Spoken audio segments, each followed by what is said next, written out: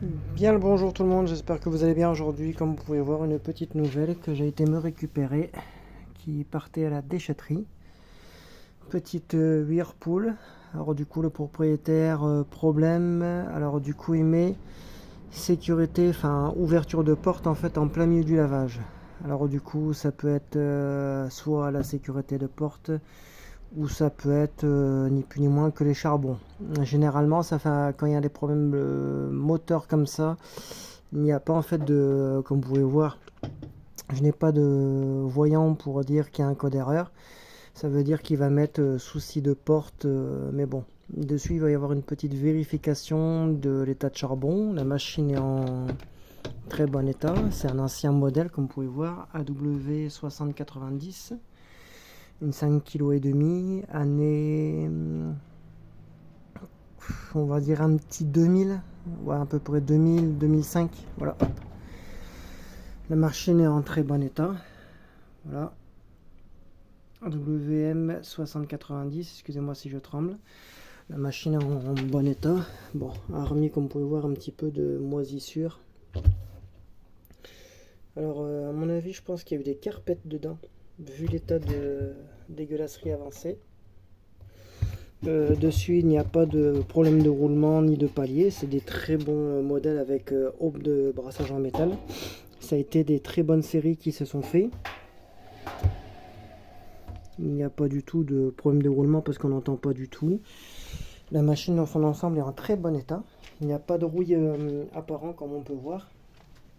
Même au niveau de l'arrière, c'est une machine qui a été, d'après ce que j'aurais compris, assez bien entretenue. Mais le propriétaire ne le voulait plus parce que bon, du coup, il y avait le souci en fait en plein milieu du lavage de ça. Ou ça peut être aussi la résistance de chauffe. Ça peut être plusieurs choses. Avec le petit bac qu'on met au niveau d'ici quand on met la liquide. Voilà. Bon, si je le mets mal, c'est sûr que ça ne va pas. Voilà, ça se met comme ça. Voilà. C'est un modèle qui est très basique mais très très bien pour l'époque. Il sera de 900 tours. Différents types de programmes, 95, 60. Pré-lavage, rinçage plus, ça récuve pleine. C'était des très bons modèles et cela c'est quasiment le bandeau de façade qui est quasiment similaire à la Dream Space, les premières Dream Space de l'époque qu'ils ont sorti en 2000, 2002, 2004 maximum. Oui, ça a même commencé à partir de 99 ces modèles-là. Après c'est des excellentes machines. Bon, les amortisseurs au-dessus ils sont cuits. Voilà. Comme on peut voir, ça fait vraiment effet chewing-gum. Hein. Les amortisseurs au-dessus, ils sont baisés, mais complètement baisés. Hein. Mais c'est vrai que bon, là, elle pue la mort parce que ça, c'est sûr et certain. Il y a eu des carpettes parce que je la referme parce qu'elle pue. Je vais vous la mettre en essorage. Mais elle marche très très bien. Très très très bien. On peut entendre la pompe qui se met en route. C'est normal qu'on entend la pompe comme ça pour la simple bonne raison que je l'ai vidée en eau. Hein. Et je l'ai complètement vidée en eau pour éviter que j'ai de l'eau dans la voiture. Mais c'est des très très bons modèles. Du coup, il va y avoir une petite inspection dessus. Une petite inspection de voir l'état à peu près complet. Moi je l'ai vu dans la voiture couché au niveau moteur, tout est très très propre. Mais voilà quoi, ça reste des belles bécanes. Celle-ci il faut que je la termine. Voilà. Bon ça c'est normal, c'est quand j'ai sorti la voiture. Mais autrement voilà. Très très bon modèle, c'était des entrées de gamme, ceux-là ils se vendaient à l'époque à peu près entre 3 et 400 euros. Pour celle-ci c'était l'entrée de gamme. Celle-ci c'était l'entrée de gamme, mais comme on peut voir elle est très silencieuse. Mais on entend moins les charbons parce que on sent qu'ils sont fatigués. Hein. Généralement on entend bien les charbons qui frottent contre le rotor. Mais là on l'entend pas trop parce qu'on sent que les charbons ils sont fatigués.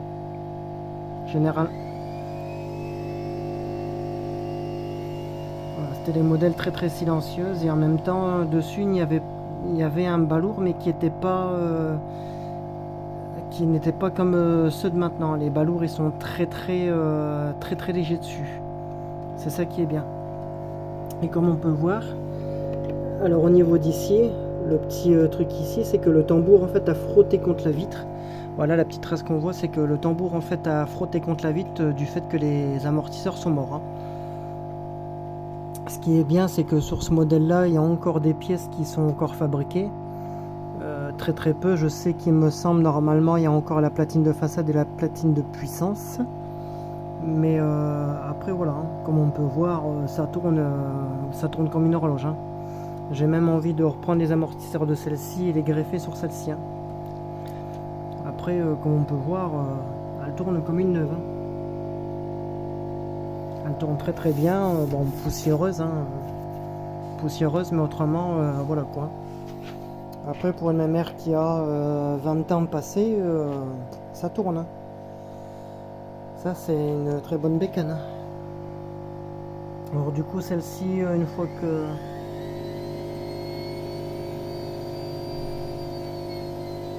Voilà. Essorage progressif.